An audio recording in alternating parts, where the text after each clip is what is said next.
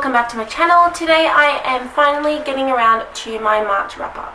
In the month of March I read a total of 11 books. 2 of these were rereads, so you probably have heard me mention these 2 books before. I'm really happy with the amount of books I got through this month because usually I only read 10 books instead of 11, so I'm really happy about this.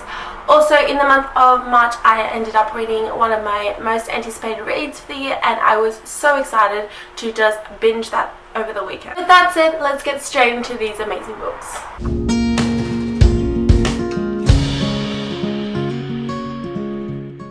The first book I want to talk to you guys about is one of my rereads, and that is, I just threw that book at my face. Broken Wings by Jaymin and Tate James. This one is from the Dark Legacy series that I have recently read for the first time in February and decided to give Broken Wings a reread because I've decided to start tagging my books, and I wanted to do the same with my Dark Legacy series because it is a fantastic series that I love, and I enjoyed it just as much the second time as I did the first time.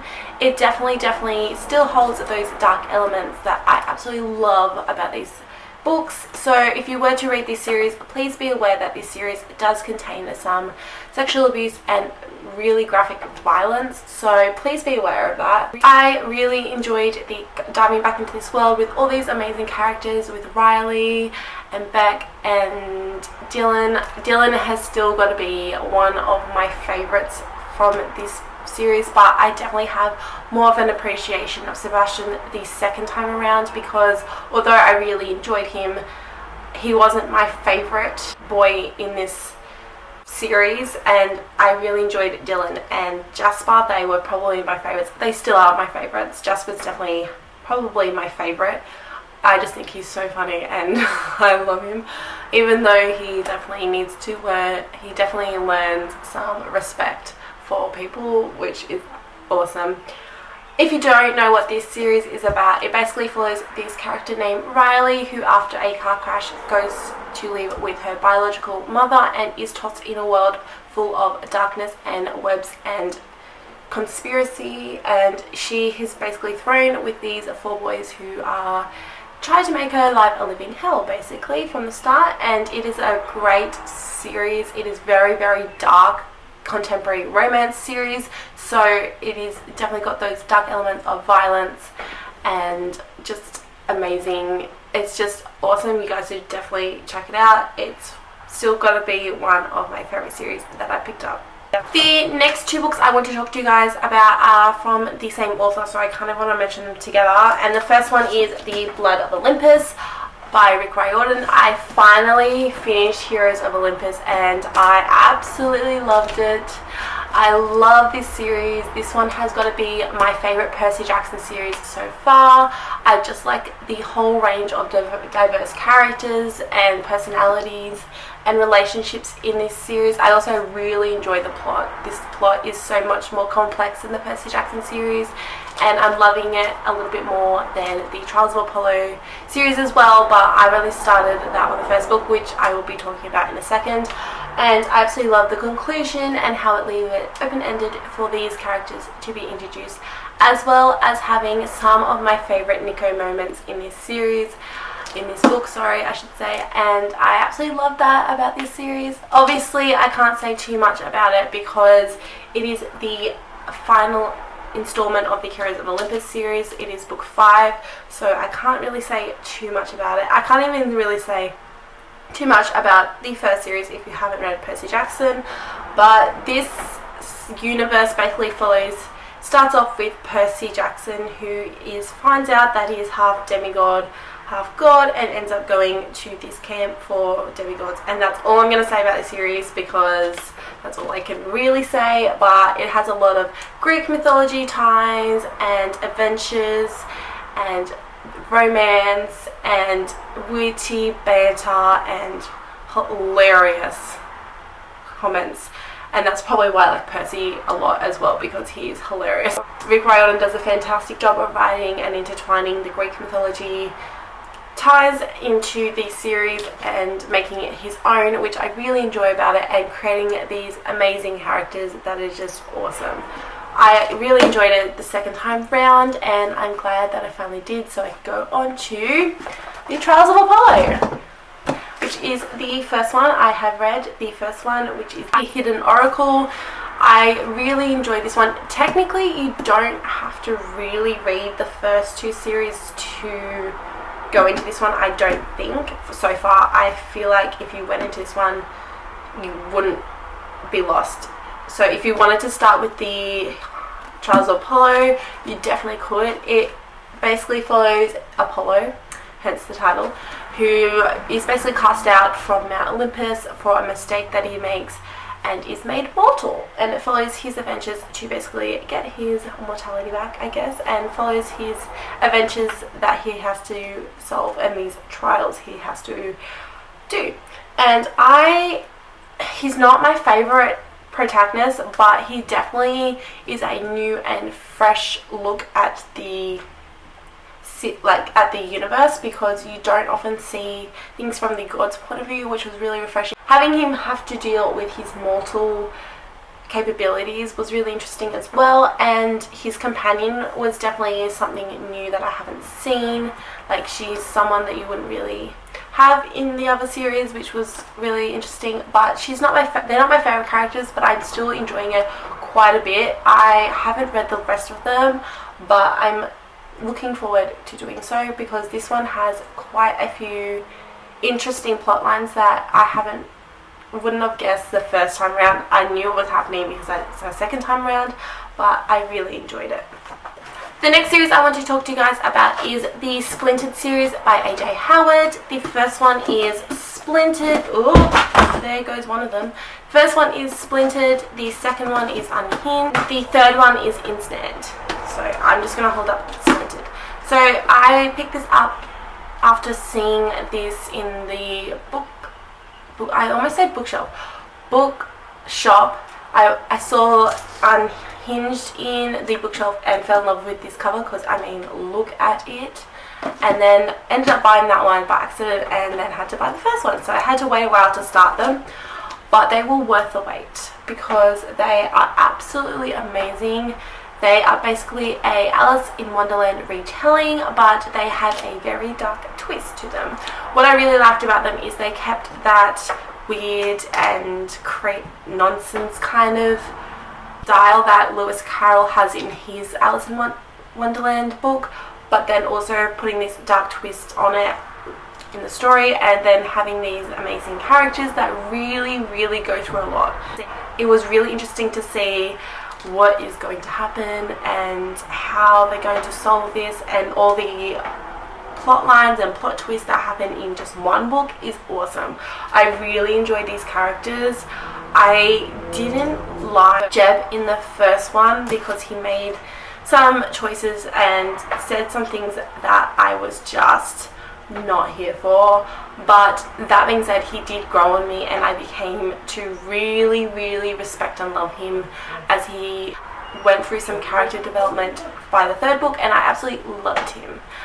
But this has come to be one of my favorite series because it has that dark elements that I absolutely love, as well as those fantasy elements that are just awesome as well. I highly recommend it to anyone who loves the Alice in Wonderland original novel or any Alice in Wonderland retellings, because these are amazing and they're a perfect dark fantasy series. You do not have to read the Alice in Wonderland to understand what's going on though, obviously, but this is just amazing series. The next book I want to talk to you guys about is probably my least favourite book on this month, but that's not saying it's a terrible book. It was enjoyable, but I just didn't connect to the characters as much as I did in the previous books, and that is Burn by Keri. I got this one at a book event and I quite enjoyed it. It had dragons in it, and she's really interesting premise. I'm not happy with the ending because this is a standalone, sort of. And so basically she said to me when I got it that you can read, she had these 3 that you could read individually that are part of the same universe. So my understanding is this is just her story and this is how her story ends. So I was not happy with the ending at all.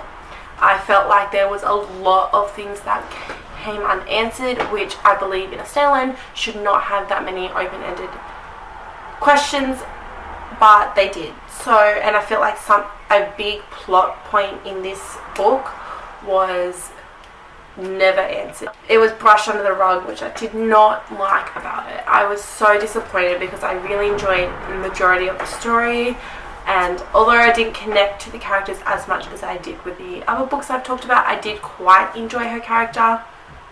It basically follows this character who is a dragon rider who ends up about, I think it's like 200 years in the future, where dragon riders are extinct, and these what are they called? These merits, I think, merits have taken control of the whole, like, the world basically, and she's trying to fight back with this rebellion that she ends up with because she ends up in prison because of something she did in the past, and she doesn't know what that is.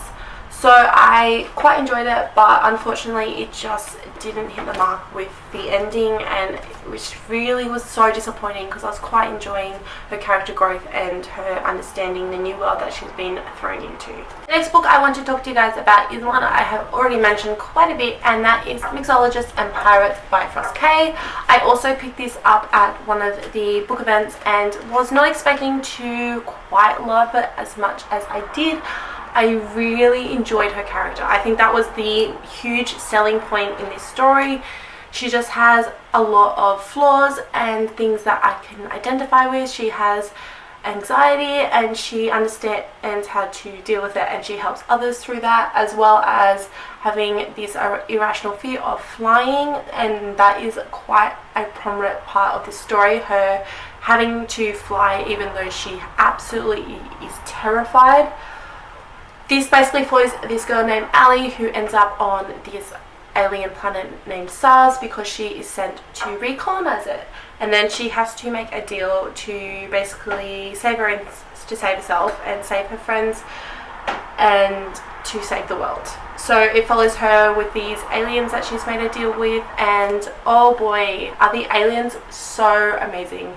There are so many different types of aliens, but you get to know them really well, and they have these amazing humanistic characteristics like empathy and all that sort of thing, but they also have these very alien characteristics, and they just don't understand how humans work, which I found awesome. She does it so well. It is executed beautifully. I read the second part of for my owls, so I'll be talking about the second half of this series in my April wrap up and through my owls, so stay tuned for that.